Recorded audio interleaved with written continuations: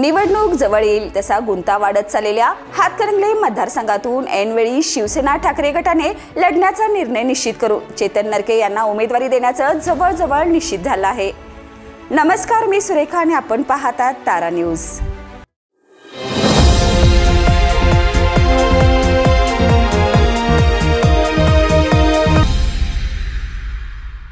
कोल्हापूर लोकसभेची जागा शिवसेनेची असतानाही उद्धव ठाकरे यांनी शाहू महाराज छत्रपती यांच्यासाठी ती सोडली।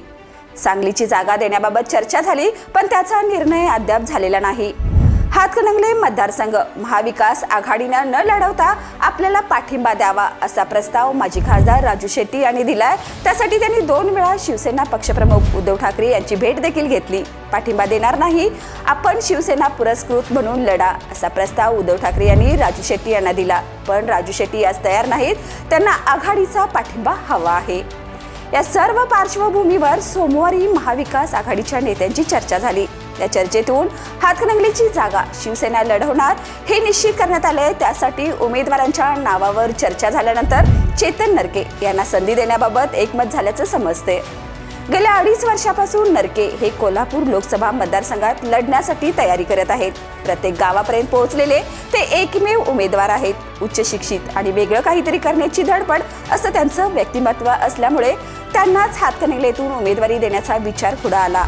गोकुळ दूध संघाच्या माध्यमातून या मतदारसंघातही त्यांचा चांगला संपर्क असल्याने त्यांच्या नावाचा विचार झाल्याचं समजते। पन्हाळा पब्लिक स्कूल तसेच हातकणंगले मतदारसंघात चांगला जनसंपर्क आहे। मताची बेरीज ही चांगली आहे। शाहूवाडी हातकणंगले इचलकरंजी परिसरात त्यांचा संपर्क चांगला आहे। त्याचा फायदा होईल म्हणून आपल्याला उमेदवारी मिळावी असा त्यांचा आग्रह आहे। राजू शेट्टी यांनी पुरस्कृत उमेदवारी नाकारल्याने शिवसेनेने लढण्याचा निर्णय घेतला आहे। गेल्या निवडणुकीत वंचित बहुजन आघाडी मैदानात उतरल्याने शेट्टी यांना त्याचा दणका बसला आहे।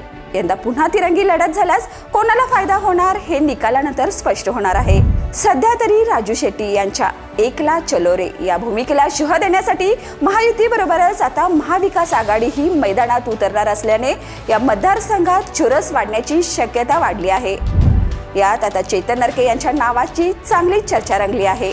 अशाच ताज्या आणि नवीन घडामोडींसाठी तारा न्यूजला लाईक करा, सबस्क्राईब करा।